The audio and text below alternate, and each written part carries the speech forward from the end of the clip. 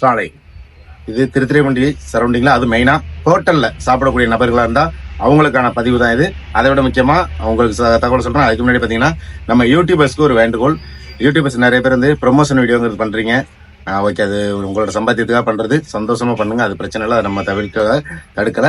அதாவது வந்து ஹோட்டலுக்காக நீங்க வந்து ப்ரொமோஷன் வீடியோ பண்றீங்கல்ல, அப்படியாப்பட்ட வீடியோக்கள் பண்ணும்போது அந்த ஹோட்டல்ல ஒரு நாள் நீங்க நார்மலா போய் சாப்பிட்டு பார்த்துட்டு எப்படி இருக்குங்கிறத ரிவ்யூ பார்த்துட்டு அதுக்கப்புறம் அந்த ஹோட்டலுக்கு ப்ரொமோஷன் பண்ணுவோமா வேணாமா அப்படிங்கிறத முடிவு பண்ணுங்க.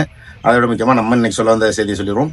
மதியம் ஒரு 2:30 மணி போல இன்னைக்கு நம்ம வெள்ளிக்கிழமைங்கிறதுனால நம்ம வந்து சீக்கிரம் பண்ணி கடையில் ஆளில் கடை திறக்கணும் அப்படிங்கிறதுனால ஒரு ஹோட்டலில் சாப்பிடணும்னு சொல்லி நம்ம ஊரில் இருக்கக்கூடிய ஒரு சைவ சாப்பாடு தான் சாப்பிட்டேன். ஒரு ஹோட்டலில் சைவ சாப்பாடு இருக்கிறேன்.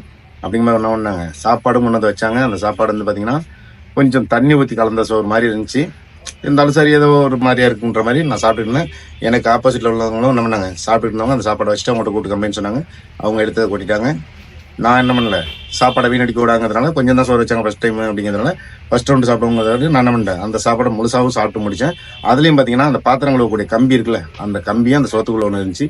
சரி, இதையும் நம்ம பெருசுப்படுத்திக்க வேணாம் அப்படின்னு சொல்லிட்டு நம்ம வந்து அந்த சாப்பாட்டை முழுசாக சாப்பிட்டு முடிச்சு அந்த கம்பியத்துக்கு போட்டு சாப்பிட்டு முடிச்சுட்டு திரும்ப அவங்க வந்து கேட்டாங்க. அவங்களுக்கே தப்புன்னு புரிஞ்சிச்சு அவங்க செஞ்சது. அதனால அவங்களே வந்து கேட்டாங்க, வேற சோறு வடிச்சாச்சுன்னா அதை கொண்டு வரவான்னு கேட்டாங்க. அப்படிங்கும்போது அவங்களுக்கு வந்து தப்பு தெரிஞ்சிருக்கு. சாப்பாடு வீணா போன சோறு, அது மணித்திய 2:30 மணிக்குள்ள வீணா போகுதுன்னா அது முதல் நாள் உள்ள சாப்பாடா இல்லை வேற எதுவும் பிரச்சனையா அப்படிங்கிறது தெரியல. மொத்தத்தில் அந்த சாப்பாடு வீணா போயிருந்துச்சு. இப்படி நம்ம ஊர்ல, அதாவது நம்ம திருத்துறைப்பூண்டி சரௌண்டிங்ல உள்ளவங்களுக்காக தான் இந்த வீடியோ பண்ணியிருக்கேன். அதனால சாப்பிடும்போது சில கடைகள் பார்த்து சாப்பிடுங்க. உங்களுக்கு தெரிஞ்ச கடைகளில் மட்டும் சாப்பிடுங்க. எல்லா கடையும் ஒரே மாதிரி இருக்கிறதுல சாப்பாடு விஷயம் காசு கூட குறைச்சி வாங்குறாங்கிறது பிரச்சனை கிடையாது. அளவு கம்மியாக கொடுத்தா கூட பிரச்சனை கிடையாது. சாப்பாடை கொஞ்சம் தரமாக கொடுங்க. ஏன்னா காசு வாங்கிட்டு சோறு கொடுக்குறீங்க. சோறுங்கிறது ஒரு முக்கியமான விஷயம், ஒரு மனுஷனோட வாழ்வாரத்தை மெயின் பண்ணி உள்ள விஷயம்.